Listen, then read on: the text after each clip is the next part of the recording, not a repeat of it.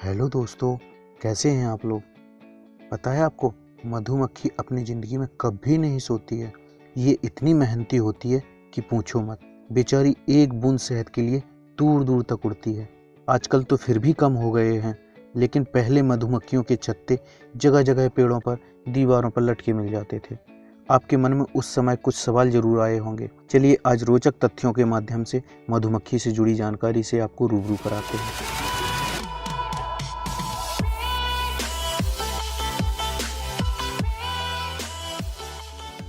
एक छत्ते में 20,000 से 60,000 मादा मधुमक्खियाँ और कुछ सौ नर मधुमक्खियाँ और एक रानी मधुमक्खी होती है। मधुमक्खी का छत्ता मोम से बना होता है, जो इनके पेट की ग्रंथियों से निकलता है। पृथ्वी पर 20,000 से ज़्यादा प्रकार की मधुमक्खियाँ हैं, लेकिन इनमें से सिर्फ 4 प्रकार की ही मधुमक्खियाँ शहद बना सकती हैं। केवल मादा मधुमक्खी ही शहद बना सकती है और डंक मार सकती है। नर मधुमक्खी तो केवल रानी के साथ सेक्स करने के लिए पैदा होते हैं। मधुमक्खी इस धरती पर अकेला ऐसा कीट है जिसके द्वारा बनाया गया भोजन मनुष्य द्वारा खाया जाता है। किसी आदमी को मारने के लिए मधुमक्खियों के 1000 डंक काफ़ी है। मधुमक्खी शहद को पहले पचा लेती है, इसलिए इसे हमारे खून तक पहुंचने में केवल 20 मिनट लगता है। मधुमक्खी 25 किलोमीटर प्रति घंटे की रफ्तार से उड़ती है और 1 सेकंड में 200 बार पंख हिलाती है, मतलब हर मिनट में लगभग 12,000 बार। कुत्तों की तरह मधुमक्खियों को भी बम ढूंढना सिखाया जा सकता है। इनमें 170 तरह के सूंघने वाले रिसेप्टर्स होते हैं, जबकि मच्छरों में सिर्फ 79। मधुमक्खियां शहद बनाने के लिए फूलों की तलाश में छत्ते से 10 किलोमीटर दूर तक उड़ी चली जाती हैं। एक बार में 50 से 100 फूलों का रस अपने अंदर इकट्ठा कर सकती हैं। इनके पास एक एंटीना टाइप छड़ी होती है, जिसके जरिए ये फूलों से रस चूस लेती हैं। इनके पास 2 पेट होते हैं। कुछ रस तो एनर्जी देने के लिए इनके पेट में चला जाता है और बाकी इनके दूसरे पेट में स्टोर हो जाता है। फिर आधे घंटे बाद इसका शहद बनाकर मुंह के रास्ते से बाहर निकाल देती है, जिसे कुछ लोग उल्टी भी कहते हैं। इस प्रकार मधुमक्खी शहद बनाती है। रस में 80% पानी होता है, लेकिन शहद में केवल 15 से 20% तक ही पानी रह जाता है। 1 किलो शहद बनाने के लिए पूरे छत्ते को लगभग 40 लाख फूलों का रस चूसना पड़ता है और 90,000 मील उड़ना पड़ता है। यह धरती के 3 चक्कर लगाने के बराबर है। पूरे साल में मधुमक्खियों के छत्ते के आसपास का तापमान 33 डिग्री सेंटीग्रेड के आसपास रहता है। सर्दियों में तापमान गिरने लगता है तो ये आपस में बहुत नज़दीक हो जाती हैं ताकि गर्मी बनाई जा सके। गर्मियों में ये अपने पंखों से छत्ते को हवा देती हैं और कुछ दूरी पर खड़े होकर इनके पंखों की हम जैसी आवाज़ सुन सकते हैं। एक मधुमक्खी अपनी पूरी ज़िंदगी में चम्मच के 12वें हिस्से जितना ही शहद बना पाती है। इनकी ज़िंदगी सिर्फ 45 दिन की होती है। नर मधुमक्खी का कोई पिता नहीं होता, बल्कि सीधा दादा या माता होती है, क्योंकि ये अनफर्टिलाइज एग से पैदा होते हैं। ये वो अंडे होते हैं जो रानी मधुमक्खी बिना किसी नर की सहायता से स्वयं अकेले पैदा करती है। इसलिए इनका पिता नहीं होता, केवल माता होती है। दोस्तों, शहद में फ्रक्टोज की मात्रा ज़्यादा होने की वजह से यह चीनी से भी 25% ज़्यादा मीठा होता है। शहद एक ऐसी चीज़ है जो हज़ारों साल तक भी खराब नहीं होती।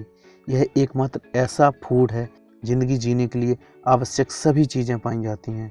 इनमें एंजाइम्स, इसके बिना हम सांस ली गई ऑक्सीजन का प्रयोग नहीं कर सकते हैं। विटामिन्स, पोषक तत्व, मिनरल्स, खनिज पदार्थ, पानी इत्यादि। यह अकेला ऐसा भोजन भी है जिसके अंदर पिनोसेम्ब्रेन नाम का एंटीऑक्सीडेंट पाया जाता है, जो दिमाग की गतिविधियां बढ़ाने में सहायक होता है। रानी मधुमक्खियां पैदा नहीं होती, बल्कि यह बनाई जाती हैं। यह 5-6 दिन के होते ही सेक्स करने के लायक हो जाती हैं। ये नर मधुमक्खियों को आकर्षित करने के लिए हवा में फेरोमोन्स नाम का केमिकल छोड़ती हैं, जिससे नर भागा चला आता है। फिर ये दोनों हवा में सेक्स करते हैं। रानी मधुमक्खी की उम्र 5 साल तक हो सकती है।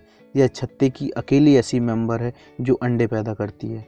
यह गर्मियों में बहुत बिजी हो जाती है, क्योंकि इस समय छत्ते की जनसंख्या बहुत ज़्यादा हो जाती है।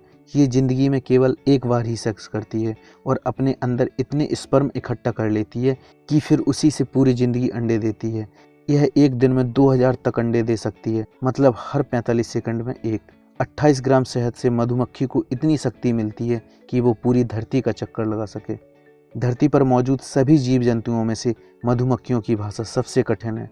1973 में कार्ल वॉन फ्रांस को इनकी भाषा द वैगल डांस को समझने के लिए नोबेल पुरस्कार मिला था।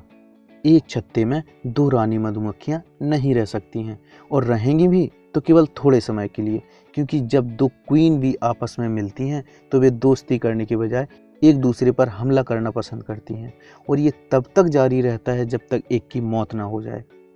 पता है आपको रानी मधुमक्खी पैदा क्यों नहीं होती, ये बनाई क्यों जाती है? असल में वर्कर मधुमक्खियाँ मौजूदा क्वीन के अंडे को फर्टिलाइज करके मोम की 20 कोशिकाएं तैयार करती हैं। फिर युवा नर्स मधुमक्खियाँ क्वीन के लार्वा से तैयार एक विशेष भोजन से, जिसे रॉयल जेली कहा जाता है, की मदद से मोम के अंदर की कोशिकाएं निर्मित करती हैं। ये प्रक्रिया तब तक जारी रहती है जब तक कोशिकाओं की लंबाई 25 मिलीमीटर तक ना हो जाए। निर्माण की प्रक्रिया के 9 दिन बाद ये कोशिकाएं मोम की परत से पूरी तरह ढक दी जाती हैं। आगे चलकर इसी से रानी मधुमक्खी तैयार होती है। अब बात आती है, यदि छत्ते की रानी मधुमक्खी मर जाए तो फिर क्या होगा? रानी मधुमक्खी लगातार एक खास तरह का केमिकल फेरोमोन्स निकालती रहती है। जब यह मर जाती है तो काम करने वाली मधुमक्खियों को इसकी महक मिलनी बंद हो जाती है, जिससे उन्हें पता चल जाता है कि रानी या तो मर गई है या छत्ता छोड़कर चली गई है। रानी मधुमक्खी के मरने से पूरे छत्ते का विनाश हो सकता है, क्योंकि यदि यह मर गई तो नए अंडे पैदा कौन करेगा? इसकी मौत के बाद काम करने वाली मधुमक्खियों को सिर्फ 3 दिन के अंदर अंदर कोशिका निर्माण कर नई क्वीन बी बनानी पड़ती है।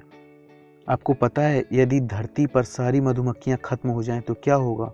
अगर ऐसा हुआ तो मानव जीवन भी धीरे धीरे खत्म हो जाएगा, क्योंकि धरती पर मौजूद 90% खाद्य वस्तुओं का उत्पादन करने में मधुमक्खियों का ही बहुत बड़ा हाथ है।